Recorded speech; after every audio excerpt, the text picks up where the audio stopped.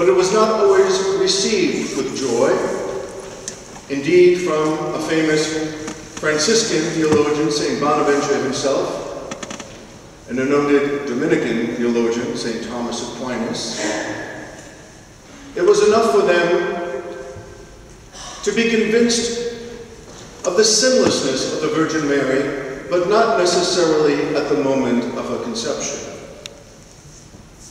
The Dominicans later on would see to the sanctificatio of the Blessed Virgin Mary, her holiness, her sacredness, but certainly not at the moment of conception.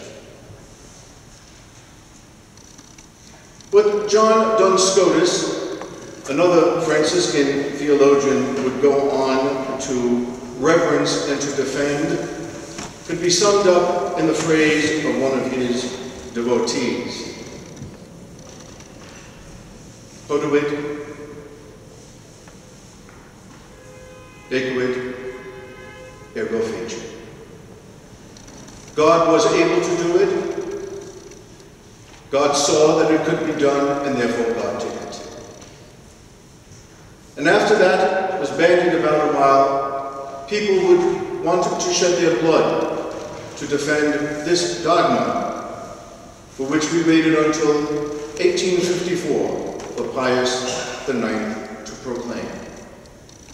And so we have this feast, which tells us that Mary was conceived within the womb of her mother, St. Anne, free from original sin. It would be enough if we as Catholics just came together to celebrate that fact. But as we know, all the mysteries and all the things that we celebrate in church, each and every one of them also has something to say about each and every one of us. Who could, of course, compare themselves to somebody who was immaculately conceived? Nobody on earth, other than the Blessed Mother. She was called full of grace. And indeed, after the waters of baptism were poured on us, it would have been okay for Father so-and-so to say, "Hail, Richard, full of grace," because that's what we were at that moment, sharing for the first time something with the Blessed Mother until that first conscious act of committing a sin.